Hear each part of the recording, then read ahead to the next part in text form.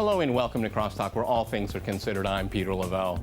The phrase international community is often bandied about in Western media as if its meaning was clearly understood by all. In fact, when Western politicians and media invoke the phrase international community, it almost always reflects the thinking and agenda of Washington and its closest allies around the world. Used in this manner, the international community is in fact a very small minority.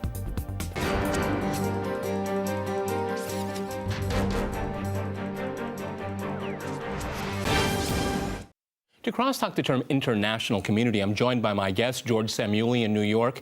He is a fellow of the Global Policy Institute of London Metropolitan University.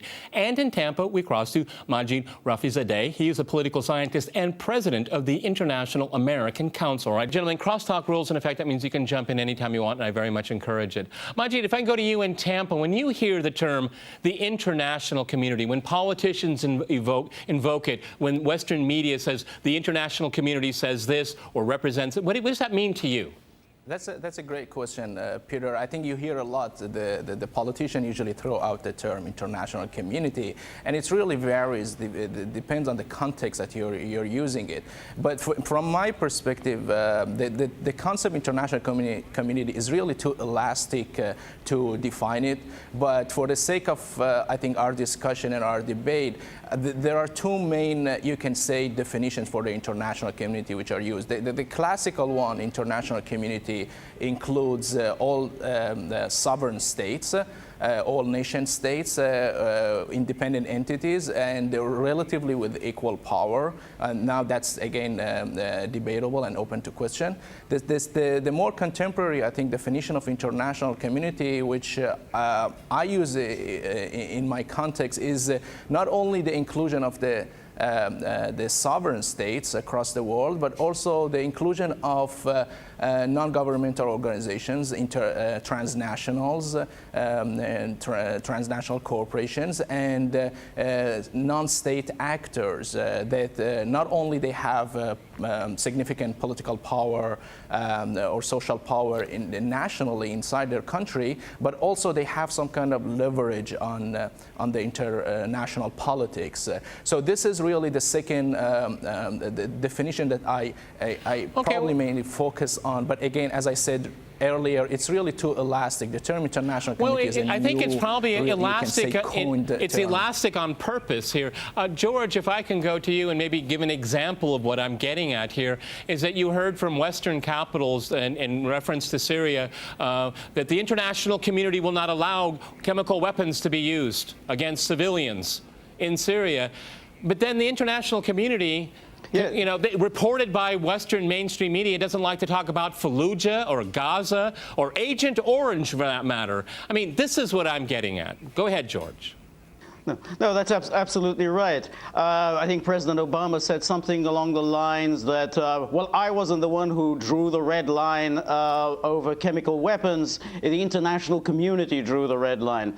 Well, of course, that is, you're absolutely right in your introductory remarks, Peter. The international community has come to mean the self-appointed group of nations led by the United States and various of its close allies and satellites, and it provides a rationale for their policies. Now, if one would really to look at what is genuinely in the international community, one would find that actually the United States is, is very much outside of that kind of consensus of the international community. I mean, one example springs to mind is, for instance, the conflict between Israel and the Palestinians. Well, there's a view of the international community which is a two-state solution with East Jerusalem as the capital of a Palestinian state. Who has been the most ardent opponent of a genuine two-state solution? Well, obviously, the United States.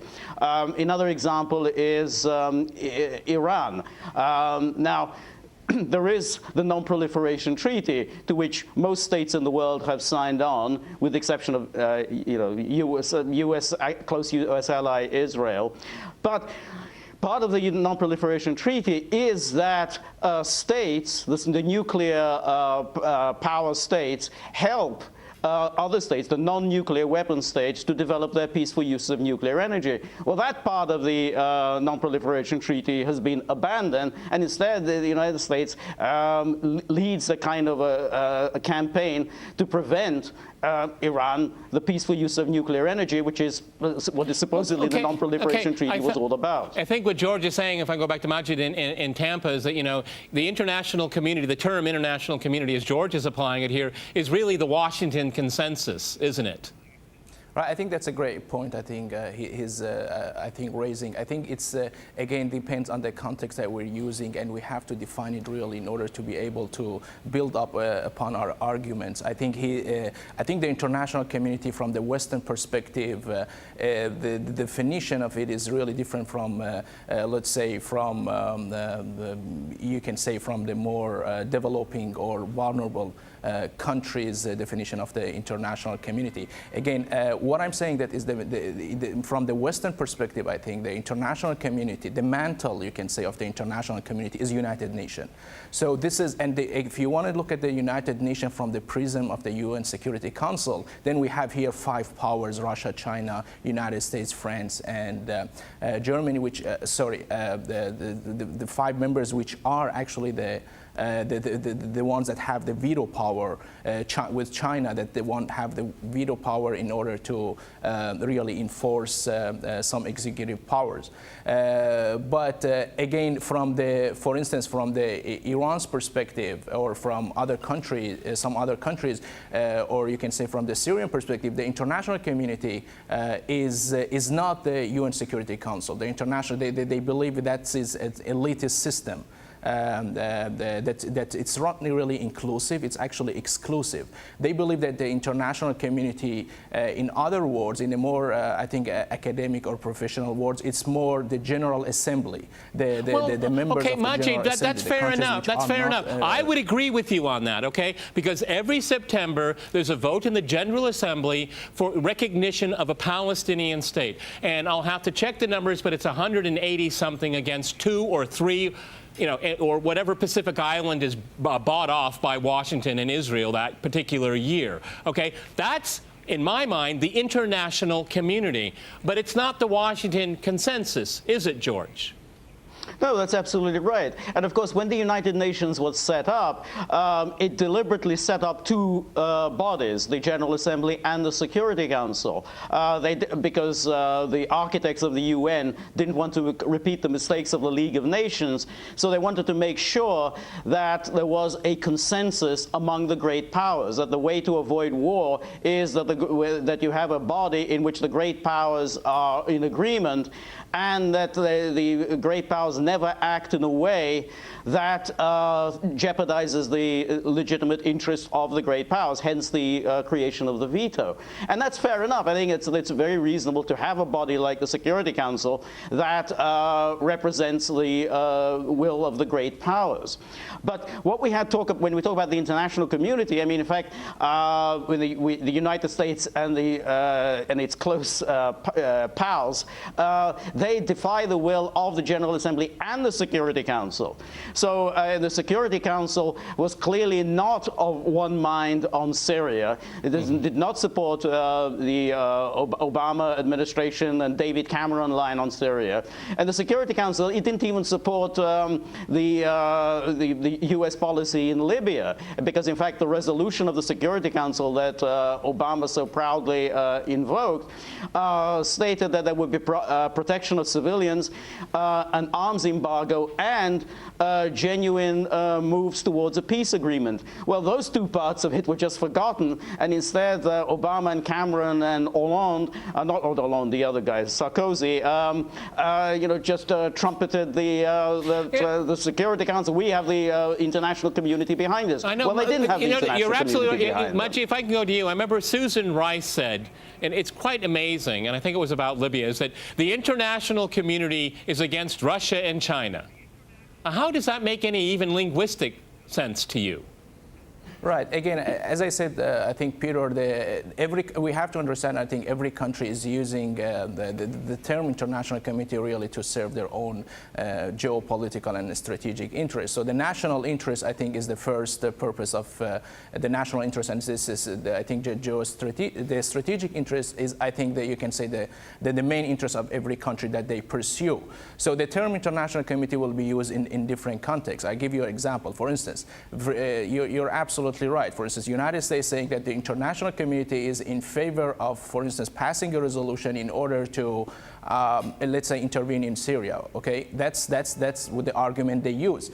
And from their perspective, they argue that, okay, there are 3 members in the Security Council agree with them, 2 members disagree with them. They argue, okay, most of the Arab countries in the region agree with them, but from the Iranian perspective, or you can say from the other countries' perspective, they also will use the international community. They will say, well, the international community is against intervening in Syria. Why? Because there are these countries which disagree. There are 2 members of the Security Council which disagree with the international community. So I think the issue is really complicated, and we have to be very, very cautious about making I don't think it is complicated. I think when they know they don't have the votes, they'll say, we're the international community, and we're going to intervene illegally in Iraq if we want, and no one can stop us. And you know what? The hell with the international community if they're not on our side. And that's exactly what happened with the invasion of Iraq.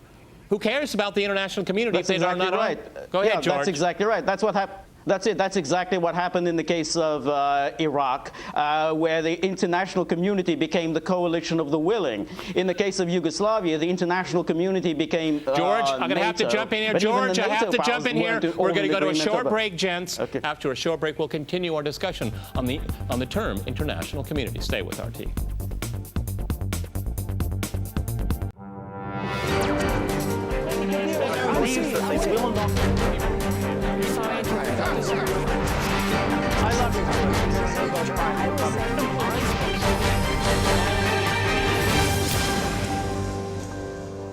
Welcome back to CrossTalk, where all things are considered. I'm Peter Lavelle. To remind you, we're discussing what the term international community means.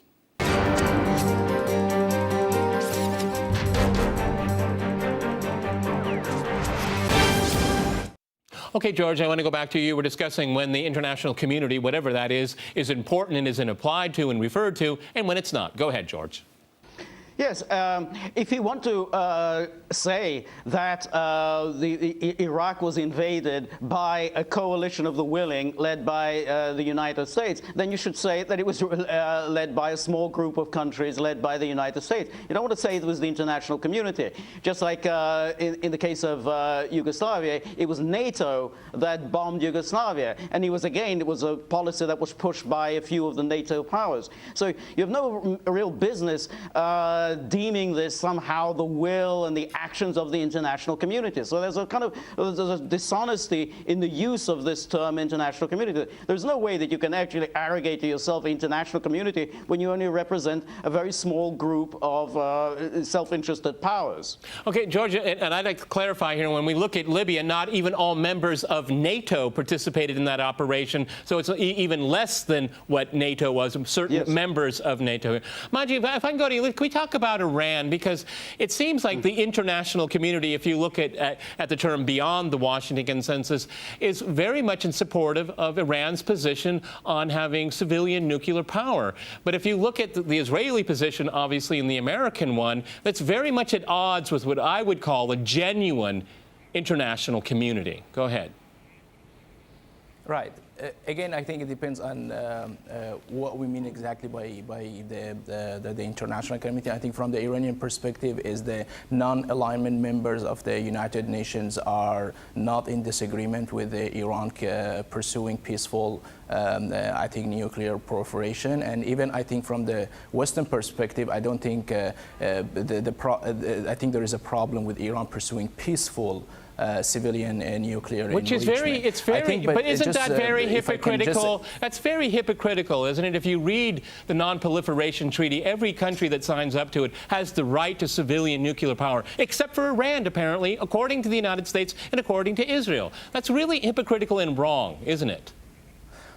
Well, I think it's a little bit more complicated. I think Iran has shown that it's some sort of like really built like distrust in the international community. And the reason I'm saying is that because of the revelations of several, I think, clandestine, places. It was not just 2001 that the whole, the two places in Natanz and Iraq were, I think, revealed. It was also in 2009, I think, in 2007, the nuclear facilities in Fordo, in south of Tehran, Iran was not transparent according to the non-proliferation treaty. You can pursue, but you have to be transparent when you establish or you build a place in order to enrich uranium. So it's this, I think, kind of clandestine information. But again, I don't want to go into detail into the no, but I agree with you. But what I'm saying is, if you look at how countries view the Western assault on Iran for the last few decades, most countries in the world disagree with it.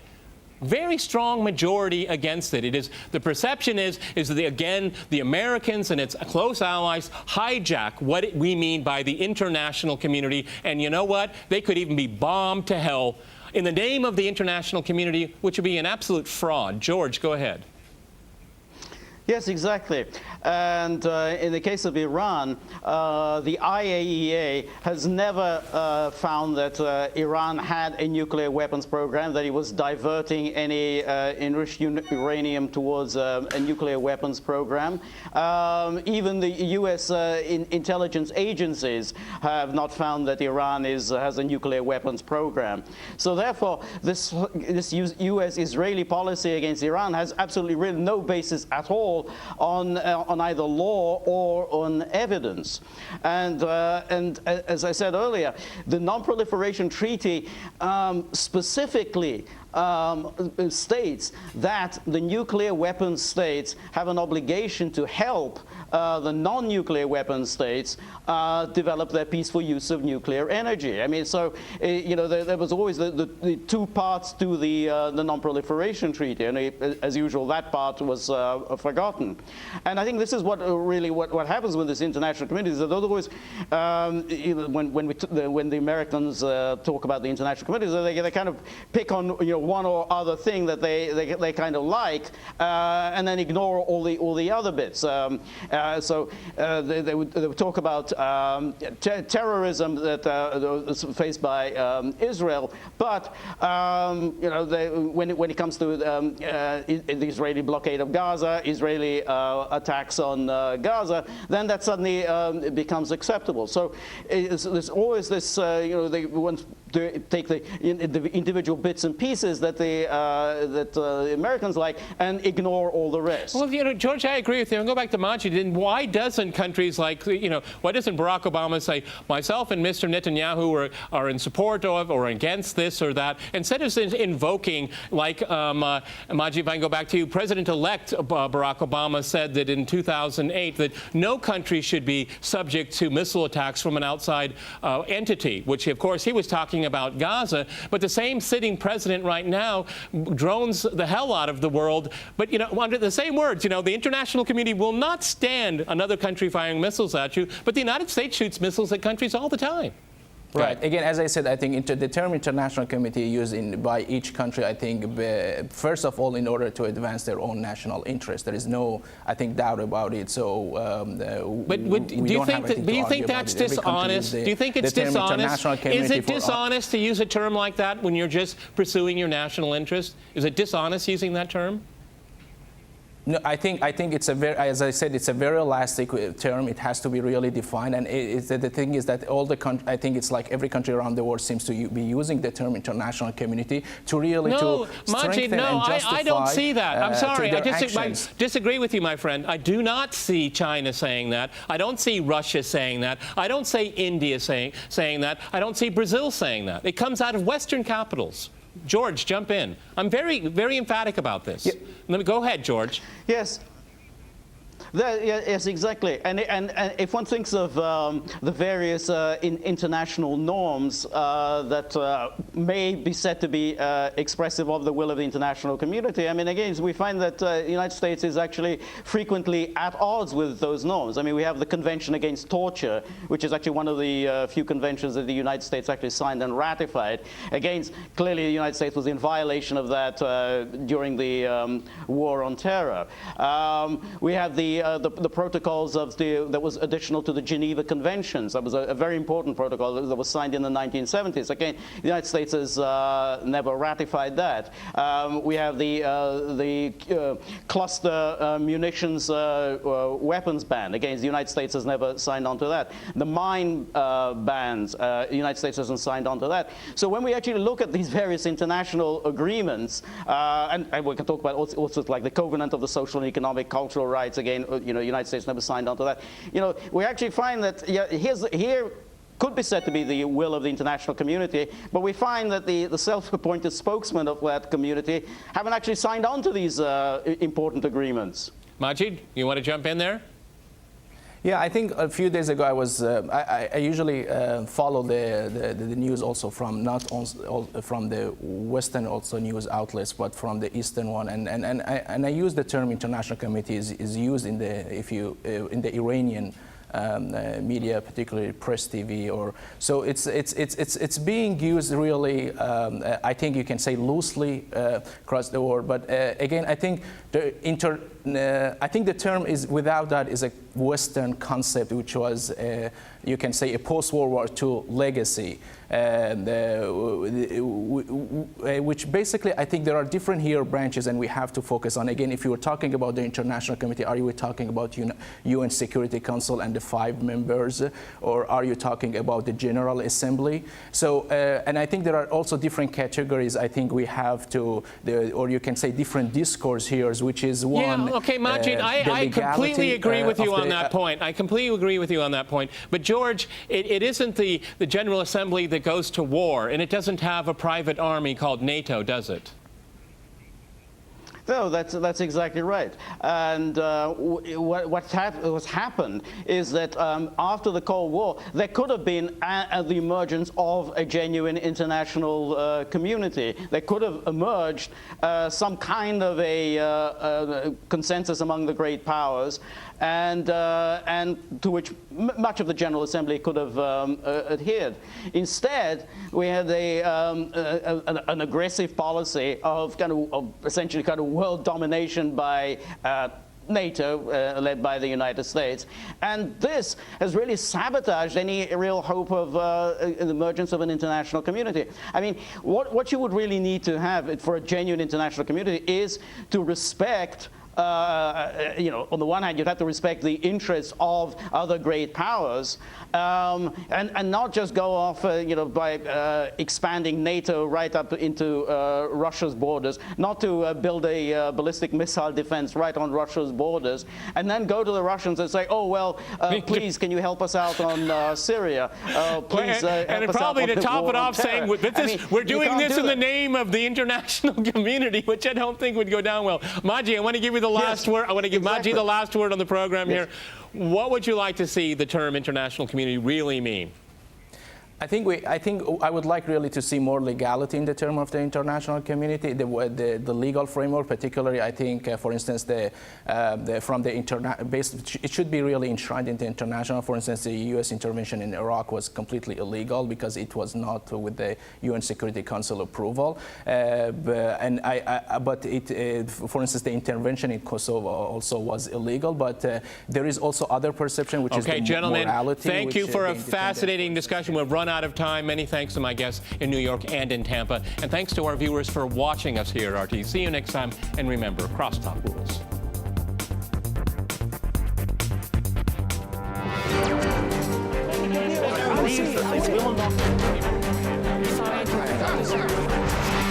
I love you.